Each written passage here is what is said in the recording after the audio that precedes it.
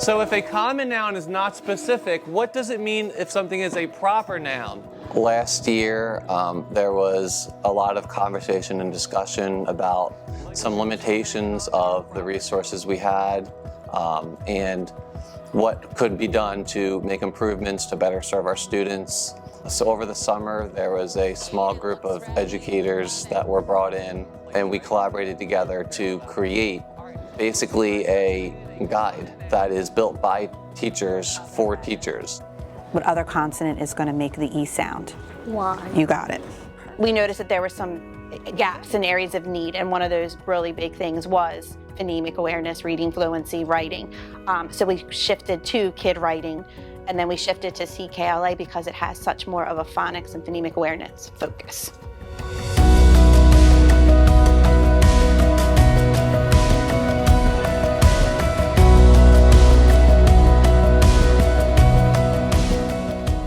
The biggest difference I see is the student engagement first. That piece is evident when you walk in the classroom where they're engaged in their learning.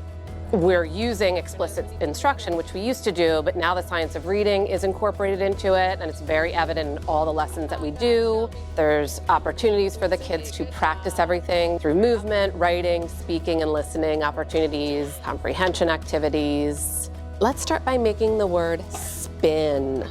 In this program, we do chaining where the students get up and physically manipulate the sounds, the cards, or they do it on whiteboards and write it out. Every student has an opportunity to be engaged. Thumbs up if you agree. Did they ask a question? No.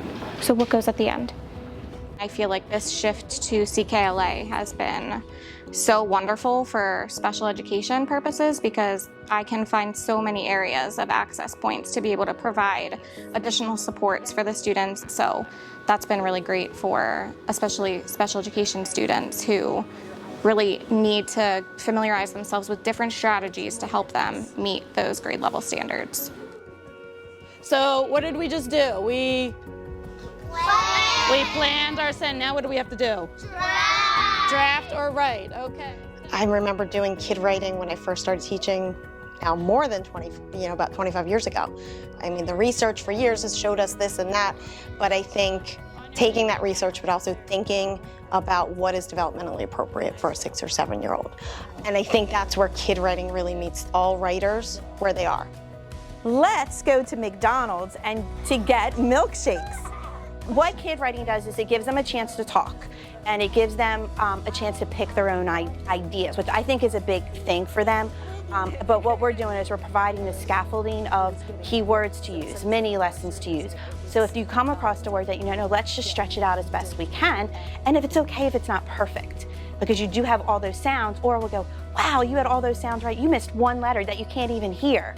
And they're so excited to see what they can do versus what they can't do, because it's not teacher writing, it's kid writing.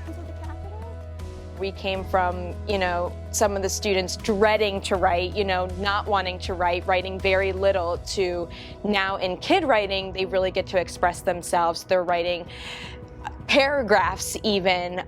But specifically for me, for my special education student writing, I have to say I'm very impressed with how much they're writing and how much they enjoy it, and it's really nice to see.